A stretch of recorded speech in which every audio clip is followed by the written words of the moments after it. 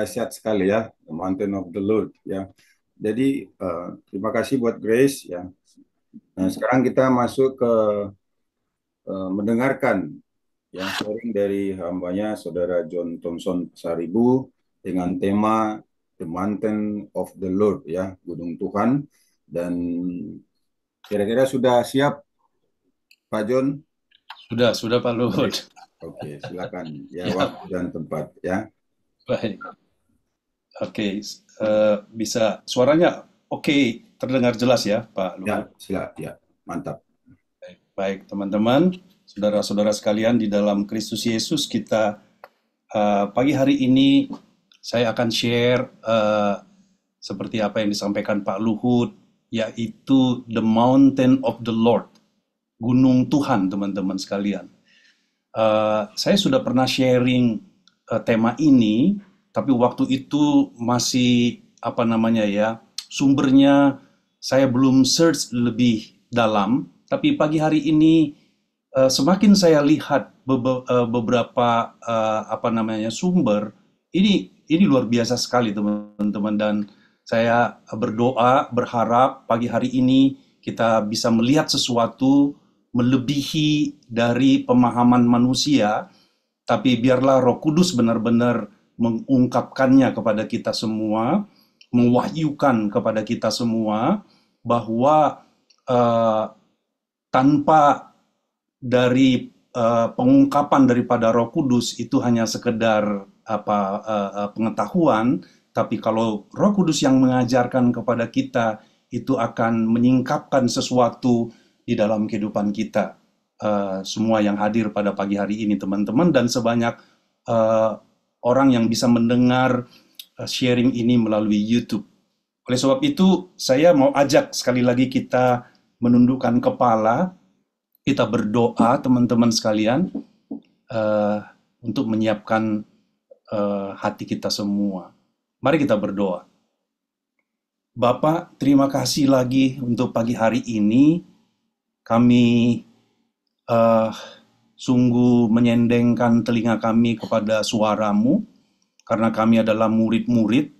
Kami mau Tuhan memberikan kepada kami telinga seorang murid dan lidah Iya, iya, seorang murid untuk boleh iya, mendengarkan Engkau iya. ya Bapa.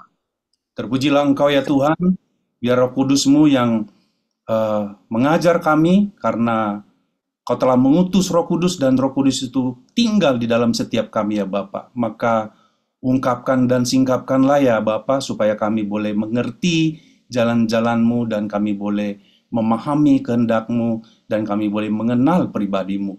Berbicara kepada setiap kami ya Bapa, dan setiap kami yang siap mendengarkan Engkau, sama-sama katakan amin. Oke, teman-teman sekalian, saya share screen dulu ya. Oke.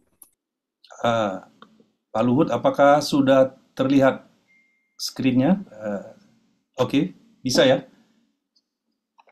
Sudah Sudah kelihatan besar, ya? sudah besar, sudah besar. Sudah ya, sudah Sudah, oke. sudah. Baik, terima kasih.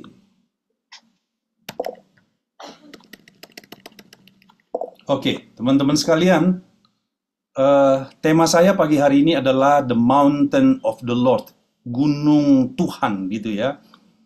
Em, Tema ini atau pokok pelajaran pada pagi hari ini itu saya sendiri diberkati gitu ya, ketika melihat lebih jauh, lebih dalam apa yang dimaksudkan Tuhan tentang the mountain of the Lord ini teman-teman sekalian. Tapi karena waktu, tentu saya akan membatasinya ke beberapa uh, bagian, yaitu saya akan share tentang altitude understanding, pemahaman yang semakin tinggi, dan saya akan sharing juga a song of degrees, nyanyian elevasi, nyanyian ketinggian, dan saya akan share juga tentang mari kita naik ke gunung rumah Tuhan, ke kota Allah yang hidup, dan kemudian saya share nanti pada bagian Gunung Transfigurasi, ya, Bukit Transfigurasi. Kita tahu tentang bagaimana Yesus berubah rupa ketika membawa murid-muridnya Petrus, Yohanes, ya, dan yang selanjutnya adalah membangun sesuai dengan pattern, pola, membangun sesuai dengan pola. Lalu selanjutnya adalah mari kita naik ke gunung Tuhan dan membangun bait Allah, gitu ya. Dan kemudian the mountain of the Lord, ini menjadi pokok sentris daripada sharing pada pagi hari ini, yang tidak lain adalah Gunung Sion, kota Allah yang hidup, teman-teman sekalian. Jadi semua ini berbicara tentang Kristus dan berbicara tentang kita sebagai tubuhnya sesungguhnya, teman-teman sekalian. Jadi kalau saya selalu ingatkan bahwa dari Kejadian sampai dengan Wahyu itu sesungguhnya berbicara tentang Kristus dan kita sebagai tubuhnya. Satu kesatuan, tidak terpisahkan. Dan kalau ini terus tersingkap, semakin tersingkap, maka inilah keselamatan yang dinanti-nantikan oleh seluruh dunia, teman-teman sekalian. Ya, jadi mau dari sisi manapun kita belajar tentang kebenaran firman Tuhan, selalu merujuk kepada Kristus. Karena dialah memang jalan, kebenaran, dan hidup. Dan dialah sesungguhnya the I am, ya, I am gitu ya. Teman-teman sekalian yang sudah pernah kita dengar beberapa dari teman-teman yang sharing tentang Kristus, teman-teman sekalian. Oke, kita memulainya dengan a Song of Degrees gitu ya. Jadi ini berbicara tentang apa namanya ya? Kita pagi hari ini berbicara tentang gunung ya, atau bukit ya, gunung Tuhan gitu ya. Dan kita tahu judul dari Mazmur 121 itu judulnya adalah A Song of Degrees, nyanyian elevasi, nyanyian apa ya namanya, ketinggian gitu ya, supaya kita melihat, bisa memandang dari ketinggian gitu. Karena ini berbicara juga tentang perspektif, teman-teman sekalian. Karena kalau kita selalu di tanah datar, di zona nyaman, di tanah, di lembah, kita tidak bisa melihat dari sisi secara luas, teman-teman sekalian. Tapi kalau kita bisa naik ke gunung Tuhan, kita akan bisa melihat dari ketinggian, dan kita tahu bahwa sungguh semuanya indah dalam dalam pengaturan Tuhan gitu ya. Nah, jadi judul daripada Mazmur 121 ini adalah A Song of Degrees, yang dimulai Daud berkata, "Aku melayangkan mataku ke gunung-gunung," dia bilang. "Dari manakah akan datang pertolonganku? Pertolonganku ialah dari Tuhan yang menjadikan langit dan bumi." Jadi teman-teman sekalian, kalau kita lihat pula nyanyian-nyanyian daripada Daud, Mazmur Daud, itu nyanyiannya itu tidak sekedar kata-kata biasa, tapi mempunyai makna yang dalam. Kita tahu bahwa Daud ini adalah orang yang dikenan Tuhan, yang lembut hatinya begitu ya. Jadi dia memang sangat dekat, sangat intim dengan Tuhan, dan seperti itulah juga kita, anak-anaknya, orang percaya, orang yang mengenal Dia, teman-teman sekalian. Dan ketika dia katakan bahwa melayangkan matanya ke gunung-gunung, ada satu gunung yang tidak lain adalah Tuhan sendiri, teman-teman sekalian, bahwa pertolongan yang sesungguhnya itu adalah dari Tuhan, teman-teman sekalian. Tidak akan ada pertolongan apapun di dunia ini yang bisa memenuhi seluruh hasrat, kebutuhan, keperluan kita, karena memang manusia ini dicipta itu pada dasarnya mau dijadikan serupa dan segambar dengan Dia gitu. Jadi kalau bukan Tuhan yang melakukannya, kita akan tidak pernah tinggal tenang, kita akan terus tidak akan puas dalam kehidupan sampai kita melihat Tuhan sendiri. Dalam nyanyian tadi yang kita dengar itu berbicara tentang siapakah yang boleh naik ke gunung Tuhan adalah orang yang bersih tangannya dan suci hatinya, teman-teman sekalian. Maka pada pagi hari ini, please, ketika kita mau menyimak tentang tema ini, ayo teman-teman sekalian, bahwa kita harus rendah hati untuk bisa melihat ini di dalam pemahaman dan pengertian kita, bahwa sesungguh-sungguhnya kita membutuhkan Tuhan. Bukan kuat dan gagah kita, tidak akan bisa, tapi hanya dari Tuhan, teman-teman sekalian. Jadi mari kita layangkan pandangan kita ke gunung yang satu ini, yaitu Tuhan sendiri. Gunung Tuhan, the mountain of the Lord, teman-teman sekalian. Karena dialah yang menjadikan langit dan bumi ini. Dan kalau berbicara gunung, itu berbicara tentang altitude, teman-teman sekalian. Ya kan? Itu berbicara ketinggian. Ya, bukan kesombongan ya, ini berbeda ya. Ini kalau ketinggian itu berbicara tentang apa ya? Berbicara tentang sesuatu yang pasti gitu. Ya kan, kalau berbicara gunung itu, kalau kita memandang gunung, waduh, kita amazing gitu ya. Sesuatu yang tidak tergoncangkan, teman-teman sekalian. Sesuatu yang pasti gitu ya. Jadi kita, gereja Tuhan ini, sudah mesti melihat ini.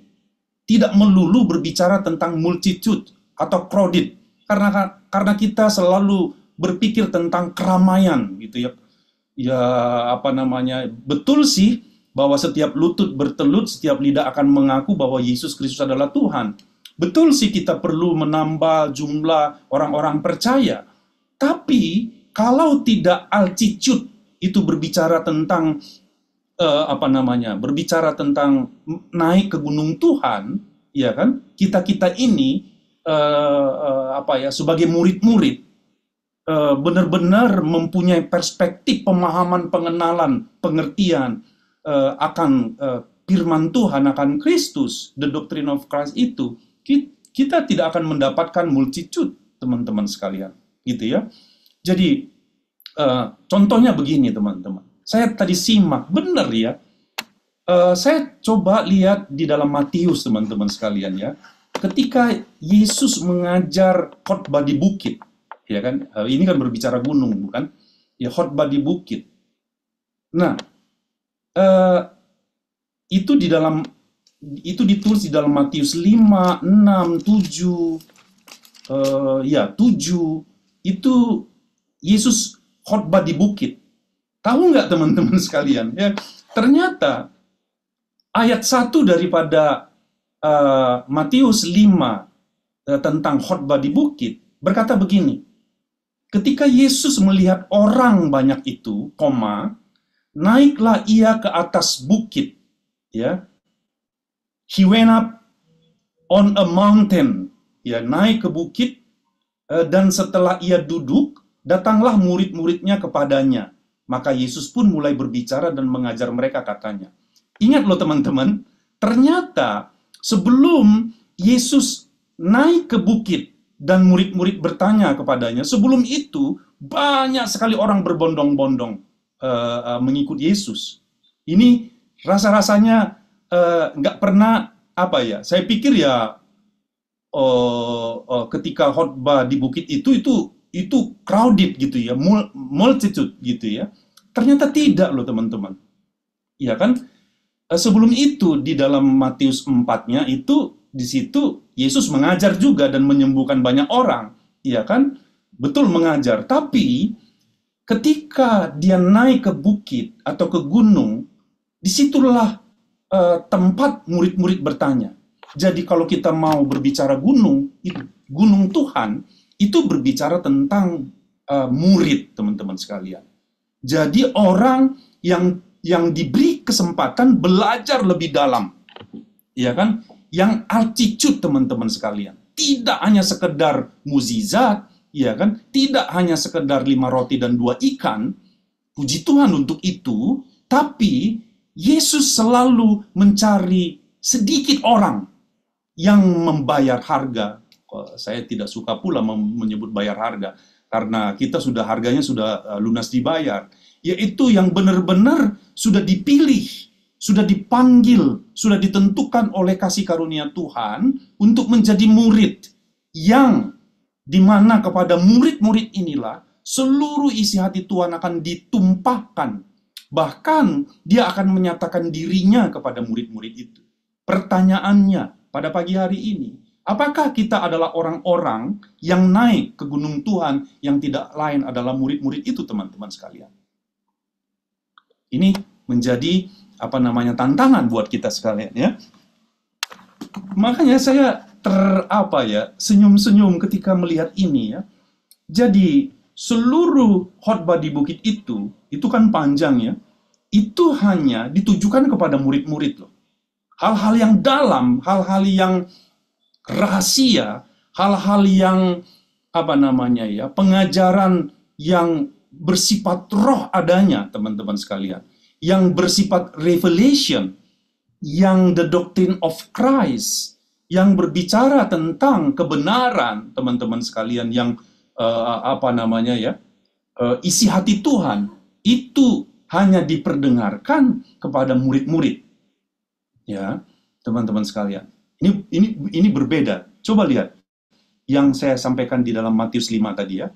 Ketika Yesus melihat orang banyak itu, yang tadi di Matius 4 yang berbondong-bondong, rame banget gitu, ya. Lalu naiklah ia ke atas bukit. Jadi orang banyak itu tinggal, cuma murid-murid. Beberapa murid saya nggak tahu di situ, ya, apakah 12 murid dan murid-murid yang lainnya yang percaya kepada dia, ya kan? Disitulah Yesus mengajar lebih jauh, lebih dalam, teman-teman sekalian. Lalu setelah setelah Matius 5, 6, 7, saya cek lagi, teman-teman, di Matius 8 ayat 1-nya berkata begini. Setelah Yesus turun dari bukit, orang banyak berbondong-bondong mengikuti dia, ya kan? Ternyata tadi di atas gunung itu cuma sedikit, cuma murid-murid. Lalu dia turun berbondong-bondong lagi, teman-teman. Maksud saya begini, teman-teman sekalian. Supaya kita tahu identitas kita siapa, dan kita bisa memposisikan diri, memposisikan telinga kita, memposisikan mata rohani kita, memposisikan hati, pikiran kita, roh kita itu sebagai apa? Apakah hanya sebagai multitude ataukah sebagai altitude? Ya kan? Apakah kita ini murid Kristus yang sejati, yang bisa mendengarkan isi hati Tuhan? Kan gitu, ya. Karena kalau kita adalah orang itu, kita akan bersama-sama dengan dia ke the mountain of the Lord, teman-teman sekalian. Ini dahsyat banget gitu, ya. Makanya pengajaran the doctrine of Christ itu tidak bisa didengar banyak orang. Tidak akan bisa. Pak Sipayung selalu bertanya kalau saya simak gitu, ya, pertanyaan-pertanyaan. Aduh, ini kenapa? Tanda petik gereja tidak pernah mendengar hal-hal seperti ini. Kan gitu, ya. Memang, Pak, ya kan, saya juga melihat bahwa kita gereja pada umumnya, ya, terdistorsi, Pak. Jangankan isi daripada pengajarannya, kata gereja sendiri sudah terdistorsi. Padahal gereja is not a denomination. Gereja bukanlah organisasi. Gereja bukanlah berbicara tentang gedung. Gereja itu berbicara orang-orang. Gereja itu berbicara tentang orang yang dipanggil keluar. Dan gereja itu adalah orang-orang yang memerintah sesungguhnya. Di mana alam maut tidak menguasai orang-orang ini, gereja ini. Itu membuat kita juga akan bertanya kepada diri kita. Apakah alam maut itu berkuasa atas kita? Itu yang membuat kita ini menjadi rendah hati, teman-teman, ya. Kita ini membuat diri kita ini kita ini nggak bisa tanpa Tuhan. Makanya dikatakan kalau kita memiliki hati seperti ini, barulah kita bisa naik ke gunung Tuhan. Kan gitu, ya. Supaya Tuhan mengajar kita. Ini nanti lebih lanjut saya akan share, teman-teman sekalian. Nah, ya kan, ingat juga kan kisah tentang ketika Yesus membuat mukjizat, 5 roti, 2 ikan. Orang-orang setelah itu berbondong-bondong kejar dia. Pada suatu waktu Yesus mencela mereka. Bayangkan tuh, orang yang sudah diberinya mukjizat, orang yang sudah makan 5 roti dan 2 ikan dan digandakan menjadi lebih 5 bakul ya, teman-teman sekalian. Berapa bakul ya? 12 bakul ya. Jadi orang-orang ini dicela karena Yesus bilang, kamu mencari roti yang dunia ini. Ketika dia berbicara, akulah roti hidup. Setelah itu orang-orang yang berbondong-bondong tadi meninggalkan dia. Nah, jadi balik lagi, altitude teman-teman sekalian. Mari kita masuk kepada orang yang menjadi murid ini. Karena saya melihat pola teman-teman sekalian. Kalau kita satu pola di mana sampai sekelompok orang, ya, sampai orang-orang yang dimaksud Tuhan itu murid-murid yang tidak lain adalah gereja yang sesungguhnya muncul, dunia ini tidak akan bisa melihat, tidak akan bisa percaya kepada Yesus Kristus, tidak akan. Iya kan? Sampai ada sekelompok orang yang disebut dengan gereja, yang disebut dengan the body of Christ, ya, tubuh Kristus. Sampai orang-orang ini muncul teman-teman sekalian, dan di mana alam maut tidak menguasainya, sampai orang-orang ini bisa mengikat apa yang di bumi ini akan terikat di sorga, apa yang melepaskan di bumi ini akan terlepas di sorga, barulah orang-orang bisa percaya kepada Tuhan. Dan Tuhan sudah melakukannya, yes, parsial-parsial di sana sini gitu ya. Tapi masih belum nampak teman-teman sekalian. Tapi memang ini sesuai dengan season, sesuai dengan waktunya Tuhan. Dan saya melihat kalau kita menyimak perjalanan kejadian-kejadian dunia ini teman-teman sekalian, sesungguhnya kita sedang memasuki masa-masa itu, masa-masa di mana Tuhan sedang memunculkan, dan itu nampak dari kebenaran yang disingkapkan sekarang ini gitu ya. Nah, saya mau menjadi bagian orang itu. Saya mau menjadi bagian daripada orang-orang pilihan itu, teman-teman. Seperti saudara juga mau, saya juga mau ikut di dalamnya. Kan gitu. Dan orang-orang ini memang tidak hanya berkumpul gara-gara sekedar program, organisasi, ini dan itu. Walaupun ya teman-teman sekalian, kata orang ya kan organisasi perlulah seperti untuk pemerintahan dan lain sebagainya. Iya, tapi kan jangan yang paling penting, yang paling pusat adalah kebenarannya, bukan? Kan gitu ya teman-teman sekalian ya. Oke, kita lebih jauh. Saya share screen lagi teman-teman sekalian ya. Oops. Oke. Jadi, tadi dikatakan, aku melayangkan mataku ke gunung-gunung, dari manakah akan datang pertolonganku? Pertolonganku ialah dari Tuhan. Jadi dari gunung-gunung yang dilihat oleh Daud itu, ada satu gunung yang tidak lain adalah Tuhan. Jadi gitu, yang kita sharing pada pagi hari ini ya, the mountain of the Lord. Nah, di dalam Mika dikatakan begini teman-teman. Mika 4 ayat 1 dan 2.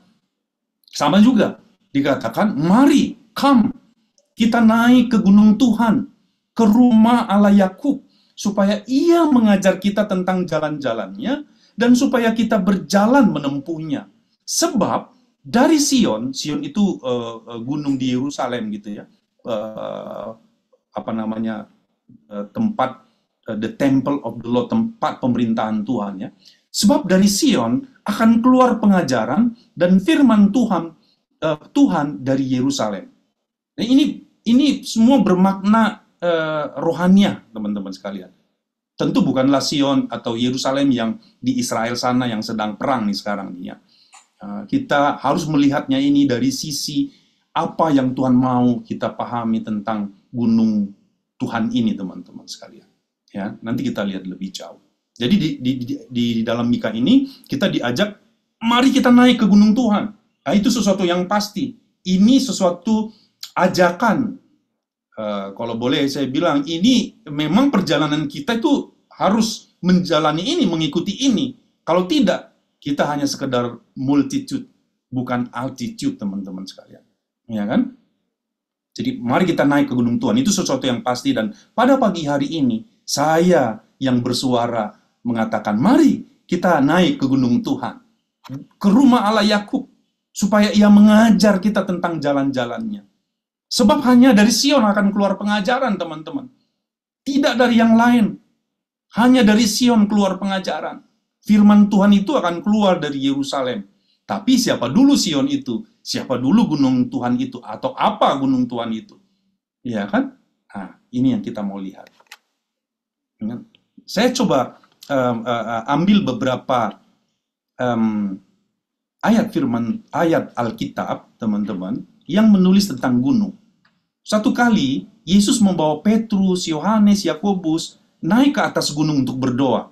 Ya, pagi hari ini saya mengundang brother saya, pendoa yang luar biasa gitu ya.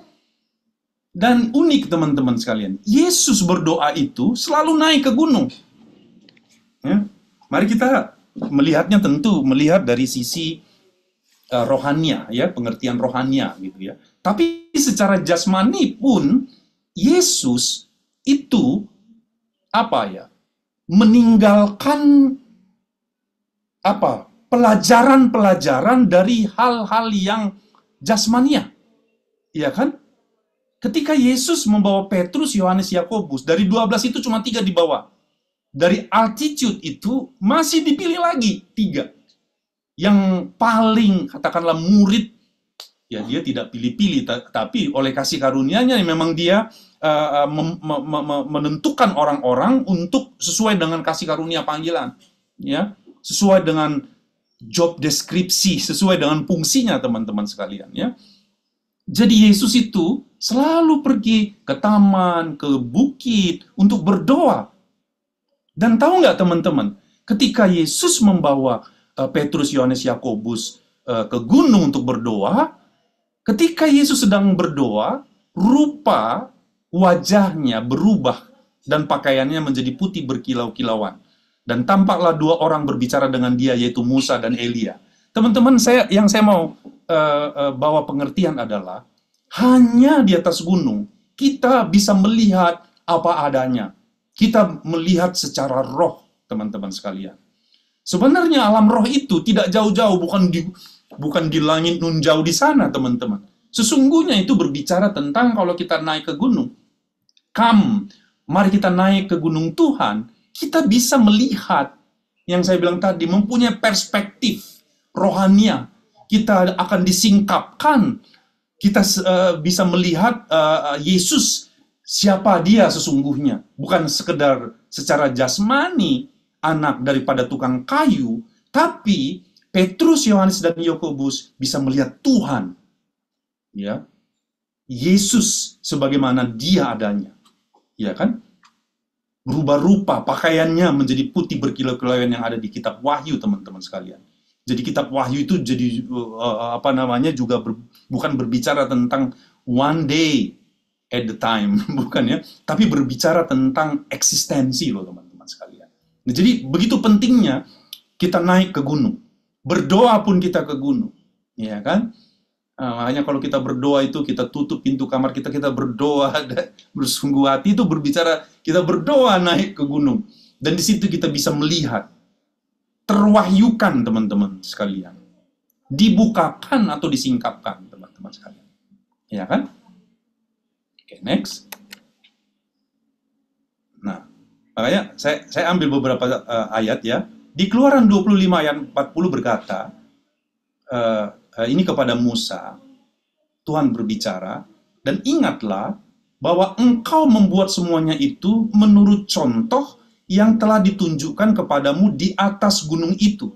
Ya, jadi teman-teman sekalian, ya kita tahu ya Musa mendapat 2 loh batu itu di Gunung Sinai, ya kan? Jadi banyak kejadian-kejadian itu berbicara tentang gunung. Yang saya sebut tadi elevasi, ya. Yang saya sebut tadi adalah the song of degrees. Yang saya sebut tadi adalah berbicara tentang altitude, ya kan? Jadi Musa juga membangun tenda. Pada saat itu tenda, kalau Salomo temple, tapi polanya sama, teman-teman sekalian, menurut contoh yang ditunjukkan kepada Musa di atas gunung. Jadi kalau kita mau membangun pelayanan, katakanlah demikian ya, atau kalau kita membangun apa yang mau kita kerjakan, kita mesti naik ke gunung Tuhan, ya. Dan hanya di gunung kita bisa mendapatkan contoh, mendapatkan gambar, mendapatkan pattern, mendapatkan blueprint Tuhan menyingkapkannya itu kepada kita. Jadi saya coba cari tahu gunung itu artinya apa. Yang tadi sebenarnya saya ambil itu dari bahasa aslinya. Saya cari tahu teman-teman, gunung itu adalah berbicara tentang promotion, ya, berbicara tentang ketinggian, berbicara tentang country, negara atau kota, teman-teman sekalian ya. Ya, hills, mountain hills, tempat yang tinggi, teman-teman sekalian, ketinggian ya, satu ketinggian, satu yang tidak average gitu ya, bukan yang biasa-biasa, bukan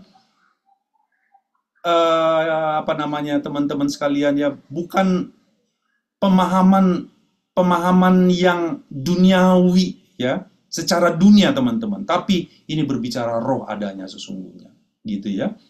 Nah, jadi itu bahasa aslinya adalah Har. Har ini teman-teman, saya coba cari tahu, sekarang kan kita mudah sekali mencari apa arti bahasa aslinya ya. Har ini itu berasal dari Haurar ya, itu berbicara bukit, gunung, hill, mount, artinya adalah country teman-teman, promotion, dan itu adalah akar kata dari menjulang ya, menjulang itu ya. Ini pemahamannya dalam teman-teman ya, menjulang. Ketika dikatakan aku akan menjadikan engkau kepala bukan ekor, itu bukan berbicara tentang jabatan dunia ini teman-teman kan, jangan bawa ke situ gitu ya. Tapi kita itu bukan pengikut, kita itu adalah contoh teman-teman. Pemimpin itu berbicara tentang orang-orang yang sudah naik ke gunung, orang-orang yang sudah naik kepada elevasi pengertian pemahaman teman-teman sekalian, iya kan? Nah, jadi itu berbicara tentang kota juga. Nah, ya, menjulang tinggi, naik, itu terus naik teman-teman. Termasuk dalam pemahaman kita, pengenalan kita, ya kan? Kita harus memandang Tuhan itu muka dengan Dia. Ya, kita harus melihat Tuhan. Sebab kalau kita melihat Tuhan, kita harus bersih tangannya, suci hatinya, kan gitu ya. Dan kalau kita melihat Tuhan itu hanya kita bisa melihat Dia di atas gunung, kan gitu ya. The mountain of the Lord, teman-teman sekalian. Oke, next. Termasuk di Hagai, teman-teman. Balik lagi, ini berbicara gunung juga. Di dalam Hagai 1 ayat 8 berkata, jadi naiklah ke gunung, bawalah kayu, dan bangunlah rumah itu, maka aku akan berkenan kepadanya, kepada rumah itu, dan akan menyatakan kemuliaanku di situ, firman Tuhan. Ya kan? Ini perkataan nubuatan ini ketika Tuhan menyuruh Musa membangun tenda kemah menurut contoh di atas gunung, lalu Salomo membangun bait Allah, ya kan? Ini adalah gambaran teman-teman. Makanya ini penting sekali, ya, penting sekali kita pahami the mountain of the Lord ini teman-teman, ya kan? Jadi kalau yang tadi saya sampaikan, kalau kita mau melayani, harus berdasarkan contoh yang kita peroleh sendiri. Semua kita harus naik ke gunung rumah Tuhan, dan dari situ Tuhan akan mengajar kita, loh, begini loh, nah, begini, langkahnya begini, begini, dan begitu, dan seterusnya, teman-teman sekalian. Jadi kita tidak membangunnya berdasarkan pemikiran kita. Betul nggak? Coba lihat, apa yang dibangun selama ini, yang nampak, yang sekarang ini, yang established sekarang ini. Apa yang dibangun, teman-teman? Apakah itu sesuai dengan gambar, pola yang diberikan Tuhan? Sama-sama kita uji, teman-teman, ya. Betul nggak dibangun sesuai dengan pola itu? Yang saya lihat sih tidak, teman-teman sekalian. Makanya saya tidak mau terlibat kepada membangun yang salah, tidak sesuai dengan contoh. Dan Tuhan mau memulihkan bangunan yang sesungguhnya, dan ini yang mau kita sama-sama lihat, teman-teman sekalian. Membangun yang bagaimana yang Tuhan mau. Ini yang kita bisa lihat di atas gunung, ya. Jadi membangun di sini harus membangun sesuai dengan apa yang Tuhan mau. Yang kita tahu, teman-teman sekalian, ketika kisah daripada Yesus yang bertanya kepada murid-murid, ya, bertanya kepada murid-murid, ya, bukan kepada orang banyak. Dia bertanya kepada murid-murid, ya, menurut kamu, pertama dia tanya, siapakah anak manusia itu? Lalu dia bertanya kemudian kepada murid-murid, tetapi apa katamu? Who do you say I am? Ya, lalu jawab Simon Petrus, engkau adalah Mesias, anak Allah yang hidup. Ya, you are the Son of the living God. Lalu kata Yesus kepadanya, berbahagialah engkau Simon bin Yunus, sebab bukan manusia yang menyatakan itu kepadamu, melainkan Bapa-Ku yang di sorga.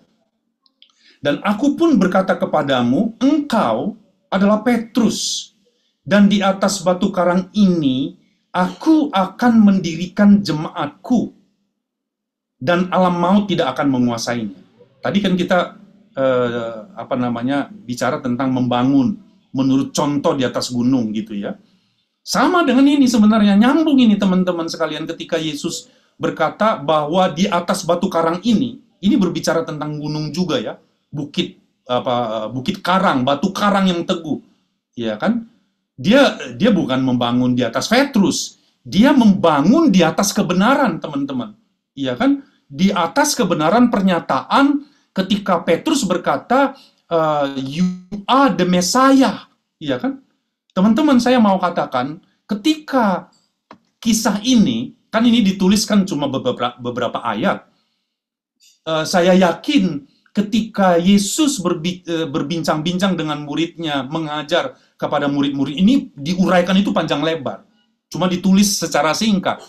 Tentu yang diuraikan panjang lebar di situ adalah bahwa Tuhan akan membangun umat, membangun gereja yang saya sebut tadi, membangun church, membangun umat pilihannya, membangun tubuhnya, teman-teman sekalian. Jadi jangan ketika kita berbicara gereja langsung jangan asosiasikan dengan apa yang ada, yang nampak secara bangunan, secara organisasi, secara denominasi, tapi mari kita memahaminya sama-sama bangunan yang dimaksud Tuhan, loh. Iya kan? Bangunan yang dimaksud Tuhan. Dan Yesus berkata, Dia yang membangun, iya kan? Di atas batu karang, di atas bukit, batu karang, gunung batu, ya, yang tidak lain adalah Kristus sendiri, dan yang tidak lain adalah kita sebagai jemaatnya, teman-teman sekalian. Makanya, teman-teman sekalian, Petrus, saya stop ini dulu, Petrus itu, makanya di Petrus 1 Petrus 1, 1 Petrus 2, dia berbicara, karena dia sudah mengerti, karena dia sudah belajar tentang bagaimana Tuhan akan membangun gereja, kan gitu ya. Saya kutip di dalam 1 Petrus 1 ayat 23 sampai 25. Berkata begini, karena kamu telah dilahirkan kembali bukan dari benih yang panah, tapi dari benih yang tidak panah, oleh firman Allah yang hidup dan kekal. 24. Sebab, 1 Petrus 2 ayat 6, ayat 6. 1 Petrus 2 ayat 6. Dan datanglah kepadanya,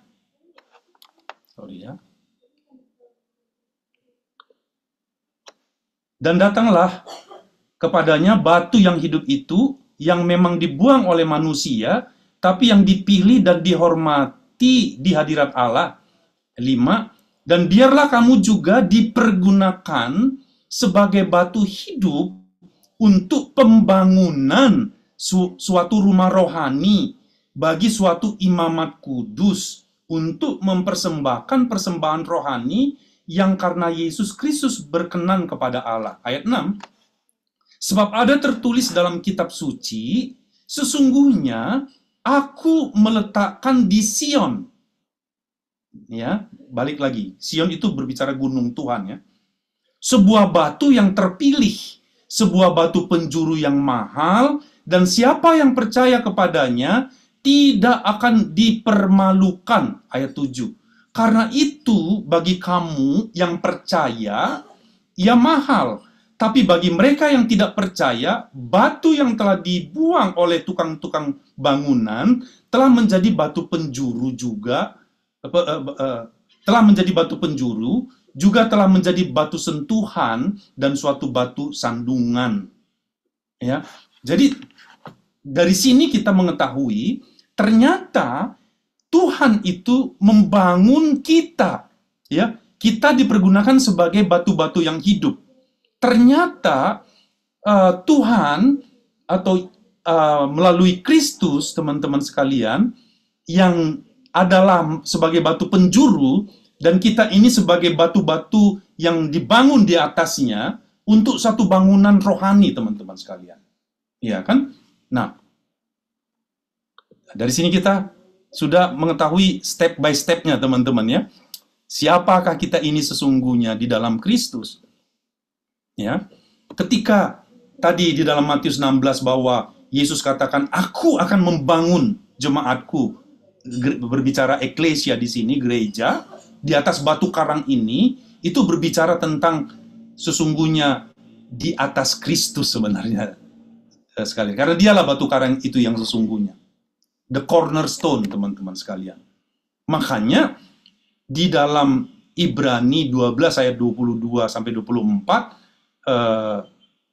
Paulus berkata, "Tapi kamu sudah datang ke Gunung Sion, ke kota Elohim yang hidup, ke Yerusalem sorgawi, kepada berpuluh-puluh ribu malaikat." Iya kan? Dan seterusnya, teman-teman sekalian. Jadi kita itu datang itu ke Gunung Sion, ke Gunung Tuhan.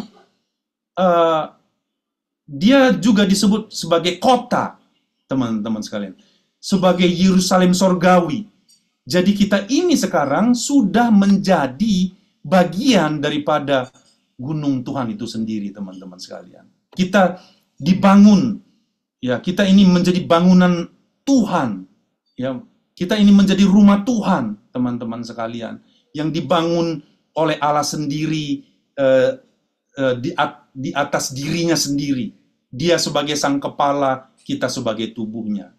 Teman-teman sekalian, kitalah yang menjadi bangunan Tuhan. Kitalah sesungguhnya rumah Tuhan. Kitalah gereja yang sesungguhnya dibangun di dalam kebenaran, teman-teman sekalian. Tidak terlepas dari batu penjuru yang tidak lain adalah Kristus. Jadi sekarang kita mengerti siapakah gunung Tuhan itu. Iya kan? Ketika dikatakan dalam Mika tadi, mari kita naik ke gunung rumah Tuhan, sebab dari sana keluar pengajaran, itu berbicara tentang umat Tuhan. Murid-murid yang dipilih, yang menjadi contoh, menjadi tempat Tuhan berdiam selama-lamanya, teman-teman sekalian. Sebab bukankah dikatakan, ya, saya sampai di ini ujung slide saya, Dikatakan di dalam Mazmur 133 ayat 13 dan 14 begini, teman-teman. Sebab Tuhan telah memilih Sion, ya. Sion itu a mountain of Jerusalem. Sion itu berbicara tentang pusat pemerintahan Tuhan. Sion itu berbicara tentang tempat bait Allah dibangun, ya, bait rohani tentunya yang adalah kita. Makanya dikatakan di Mazmur 133, sebab Tuhan telah memilih Sion, mengingininya menjadi tempat kedudukannya. Inilah tempat perhentianku selama-lamanya. Disinilah aku hendak diam, sebab aku mengingininya. Jadi teman-teman sekalian, itulah rancangan Tuhan. Inilah rencana Tuhan buat kita semua, bahwa Tuhan membangun sekelompok orang yang adalah gerejanya, orang-orang pilihannya. Kita ini telah menjadi bagian rumah Tuhan itu, menjadi bagian gunung Tuhan itu, di mana orang-orang akan berbondong-bondong serta berkata, mari kita naik ke gunung rumah Tuhan, supaya keluar pengajaran, firman Tuhan akan keluar daripadanya. Jadi teman-teman sekalian, inilah yang saya dapat. Saya melihat amazing, ya, kalau Tuhan membangun kita ini sebagai batu-batu yang hidup, sebagai rumah, tempat kediamannya. Tidak tahukah engkau bahwa engkau adalah bait Allah? Tidak tahukah engkau bahwa engkau adalah bait daripada Roh Kudus, teman-teman sekalian? Tidak tahukah engkau bahwa Kristus ada di dalam engkau? Inilah semua kebenaran yang disingkapkan sekarang ini, dan kebenaran inilah yang akan mengubah paradigma pemahaman kita, karena kita memang naik ke gunung Tuhan. Dan di gunung Tuhan ini ada satu pola, ada revelation, ada pewahyuan. Kita sama-sama juga berubah rupa di situ. Kita tahu identitas kita, teman-teman sekalian, bahwa kita ini adalah bagian daripada rumah Tuhan. Puji Tuhan, itu saya kembalikan kepada Pak Luhut. Lebih jauh lagi, apakah teman-teman ada yang bisa meneguhkannya atau bertanya dalam question and answer selanjutnya. Tuhan Yesus memberkati kita. Saya kembalikan kepada Pak. Oke, baik. Terima kasih Pak John. Waduh, dahsyat ya. Dalam banget nih. Dan mungkin ada yang merasa berat juga ya. Banyak berat juga nih pemaparan dahsyat. Terima kasih Pak John. Terima kasih sahabatku atas atensinya. Sampai jumpa pada video berikutnya. God bless you all. Amen.